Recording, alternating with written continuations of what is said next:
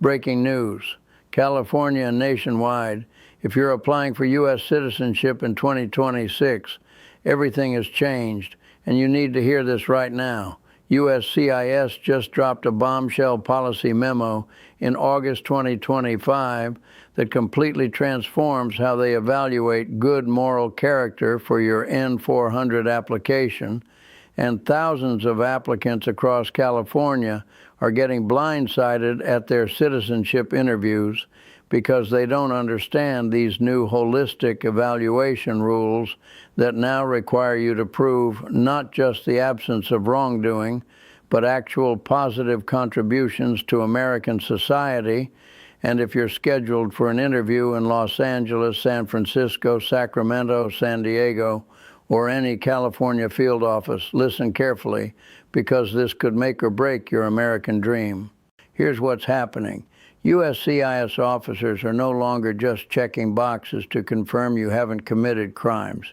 They're now conducting comprehensive, holistic assessments of your entire character, digging deep into your community involvement, family responsibilities, volunteer work, employment history, tax compliance, educational achievements, and your overall behavior as a future American citizen. And this August 15, 2025 policy memorandum titled Restoring a Rigorous, Holistic, and Comprehensive Good Moral Character Evaluation Standard has flipped the entire naturalization process upside down. The statistics are alarming.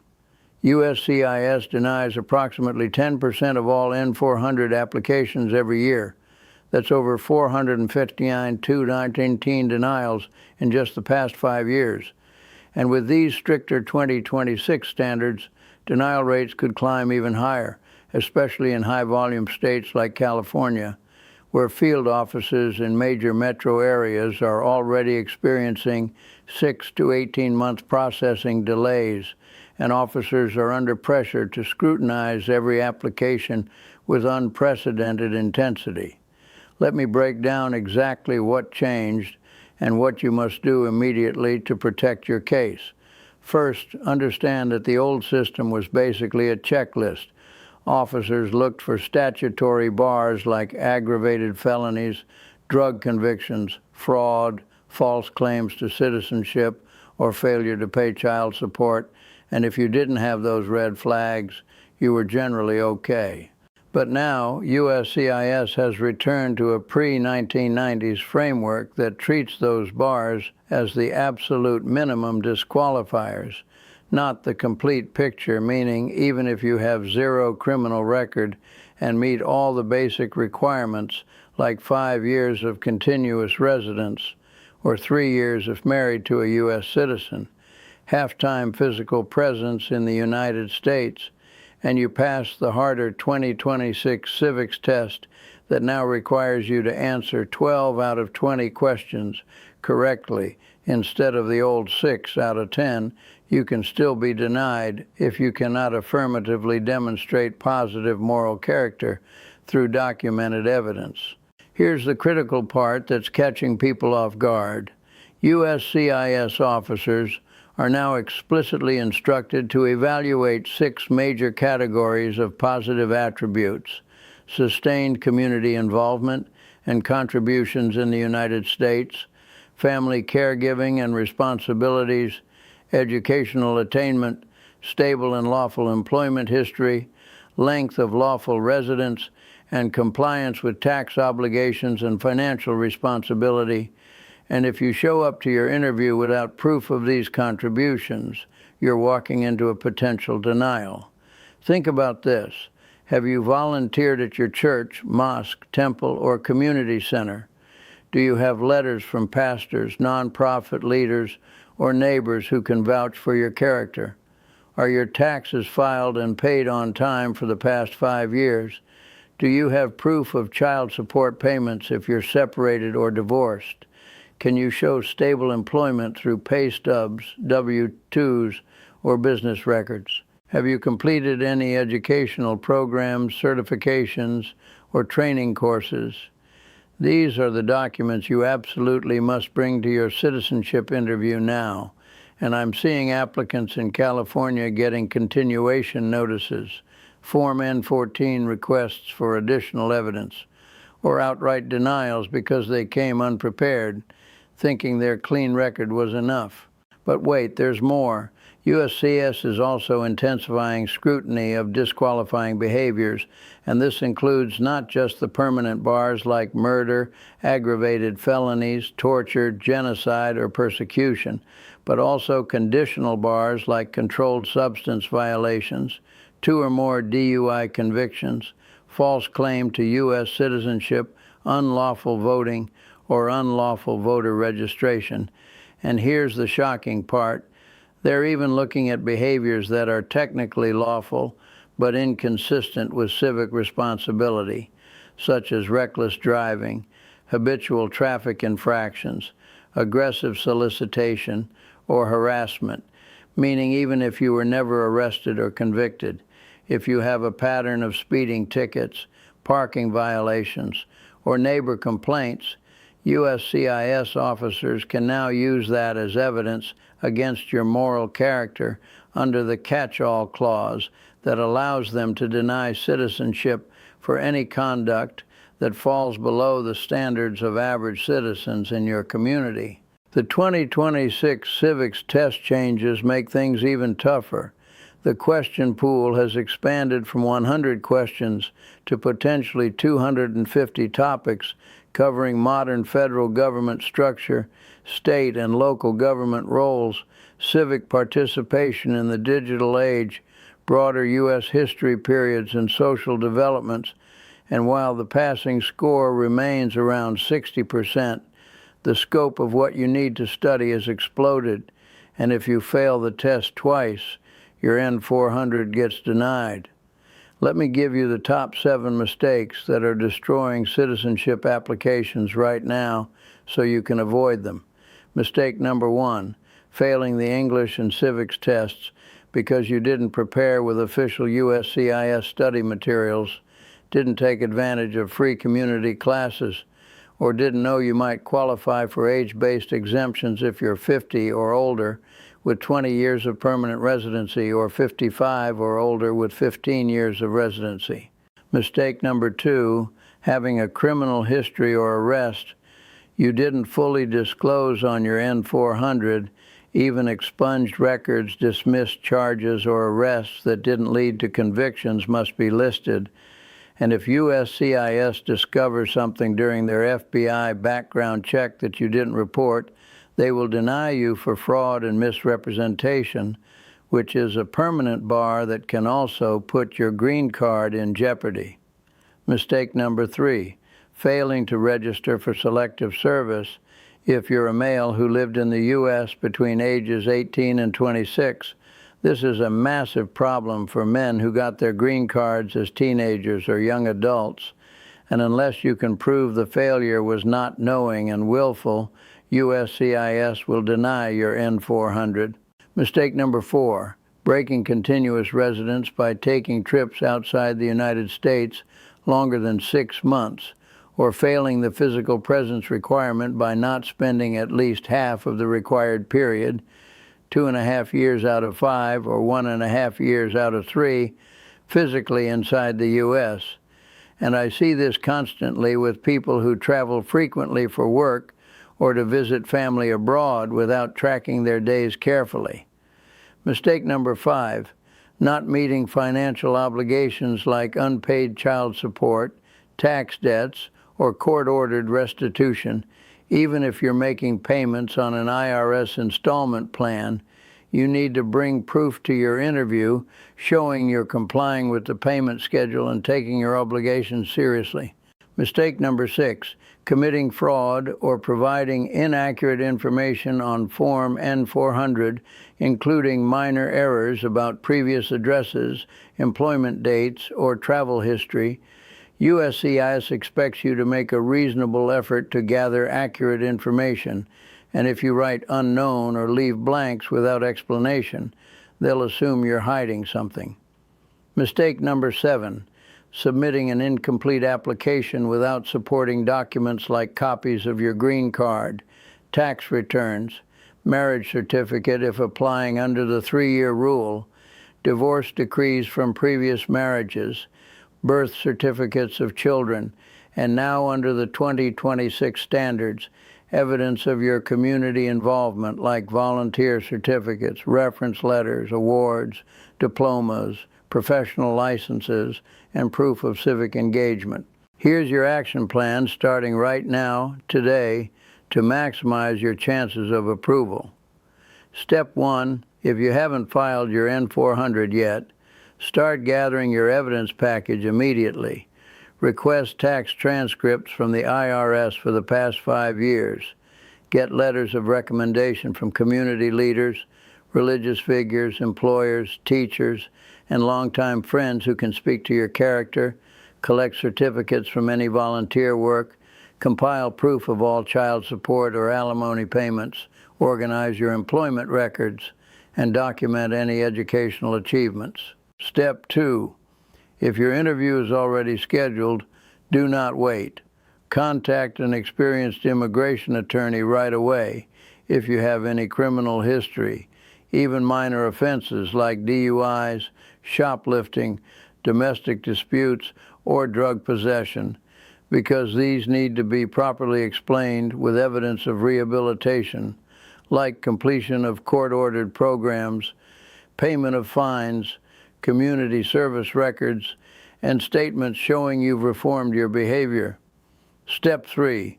Prepare intensively for the 2026 Civics test using the official USCIS study materials at uscis.gov.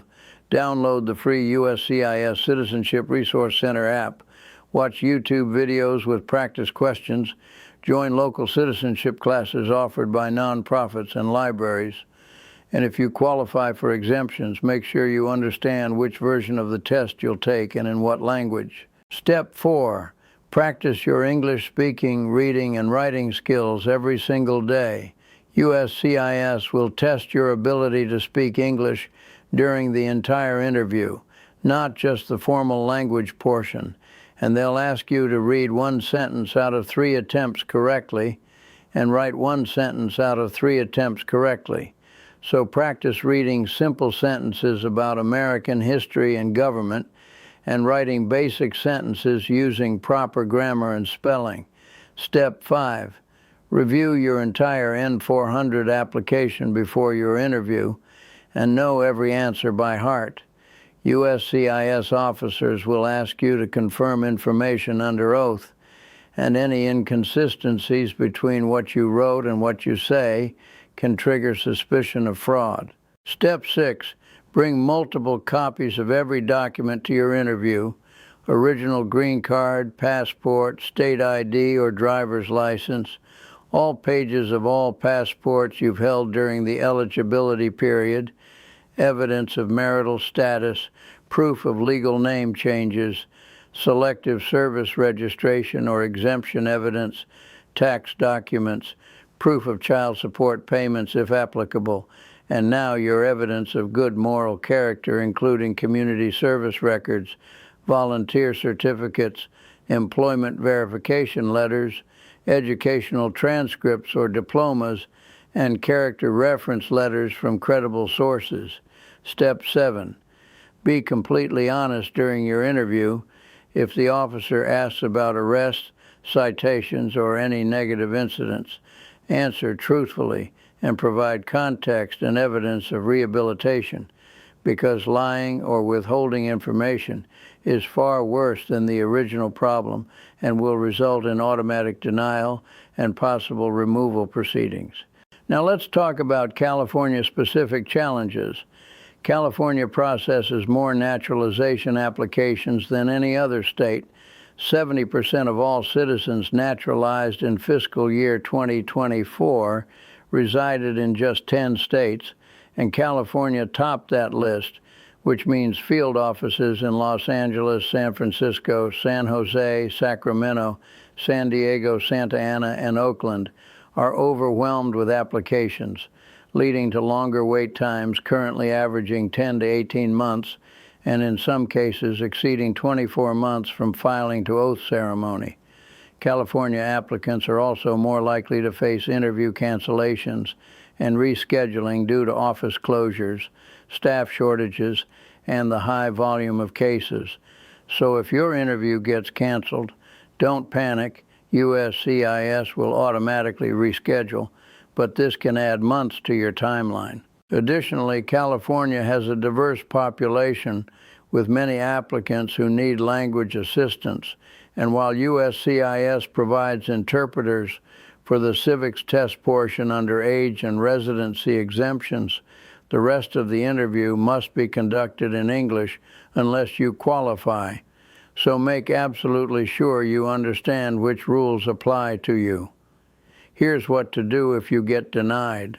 If USCIS issues a denial, you'll receive a written notice explaining the reasons, and you have exactly 30 days from the date you receive that notice to file Form N-400, Request for Hearing on a Decision in Naturalization Proceedings, along with the correct filing fee, and this gives you one chance to present your case to a different USCIS officer who will review the denial and hear your arguments. If you disagree with the N-336 decision, your next option is to file a petition for review in federal district court within 120 days.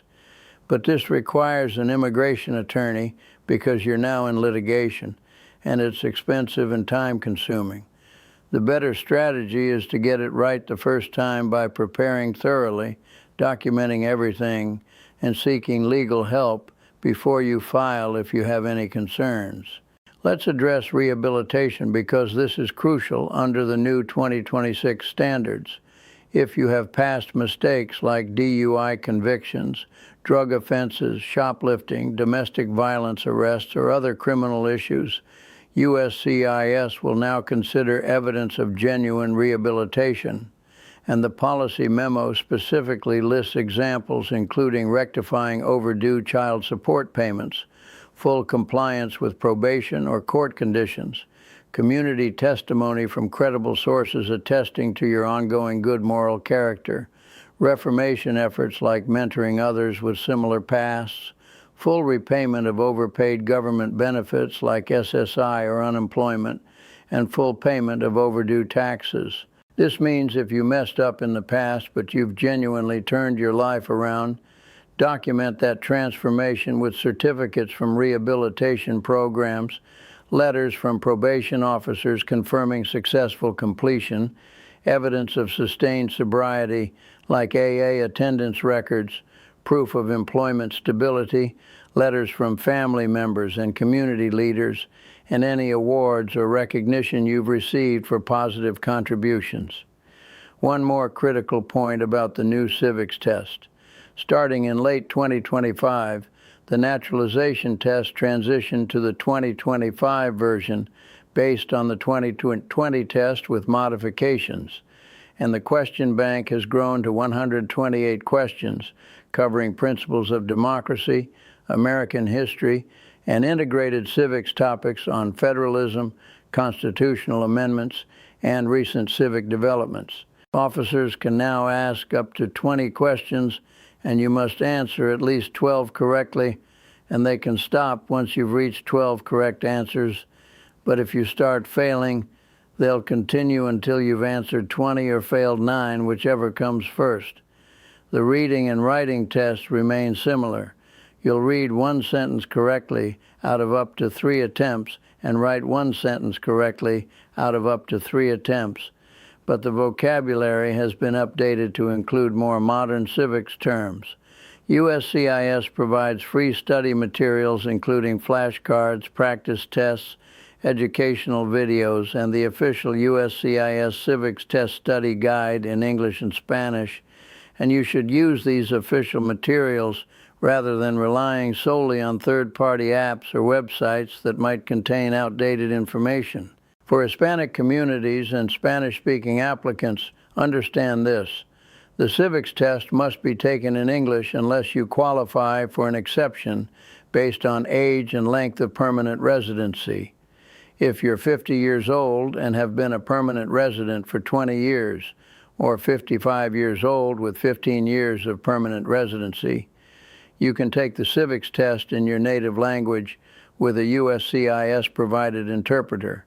And if you're 65 years old with 20 years of permanent residency, you get a simplified version of the test with only 20 possible questions, and you only need to study 20 questions instead of the full 128. However, these exemptions only apply to the Civics test. You still need to demonstrate English proficiency during the interview itself unless you have a medical disability documented with Form N-400, Medical Certification for Disability Exceptions, completed and signed by a licensed medical or osteopathic doctor or clinical psychologist who has treated you and can certify that your physical or developmental disability or mental impairment prevents you from learning English or civics. The bottom line for 2026, U.S. citizenship is not just a right you earn by meeting minimum requirements. It's a privilege you must affirmatively demonstrate you deserve through positive contributions, responsible behavior, and genuine integration into American society, and USCIS now has explicit authority and directive to evaluate the totality of your circumstances, weighing both negative and positive factors, before granting you the greatest benefit in all of immigration law, United States citizenship. Do not take this process lightly. Do not assume your clean record is enough. Do not show up to your interview unprepared, and do not try to hide past mistakes because USCIS will find them, and denial for fraud is far worse than addressing issues honestly up front. If you have any doubts about your eligibility, any criminal history, any gaps in your residence or travel history, any tax problems, any child support issues, or any other concerns, speak with a qualified immigration attorney before you file Form N-400, because once you submit that application, you're inviting USCIS to scrutinize your entire immigration history, and if they discover you're deportable or removable for reasons unrelated to citizenship, they can place you in removal proceedings even if you've been a green card holder for decades. This is serious, this is real, and this is happening right now in 2026 across California and the entire United States. So take action today, prepare thoroughly, document everything, be honest, show your positive contributions, and give yourself the best possible chance to achieve your American dream. Legal disclaimer. This information is for educational purposes only and does not constitute legal advice. Immigration law is complex, changes frequently, and every case is unique. The information presented here is based on USCIS policy memoranda, official guidance, and publicly available data as of February 2026, but laws, regulations, and policies can change at any time. Do not rely solely on this information to make decisions about your immigration case. Always consult with a qualified, licensed immigration attorney who can review your specific circumstances, evaluate your eligibility, identify potential problems, and provide personalized legal advice tailored to your individual situation. If you cannot afford an attorney, seek assistance from nonprofit legal service organizations, accredited representatives recognized by the Department of Justice, or low-cost legal clinics in your area. USCIS provides a directory of free and low-cost legal services at uscis.gov. Do not use notarios or immigration consultants who are not authorized to provide legal advice, as they cannot represent you before USCIS and may give you incorrect information that could result in denial, deportation, or criminal charges for fraud. Your citizenship application is too important to risk. Get proper legal help if you need it.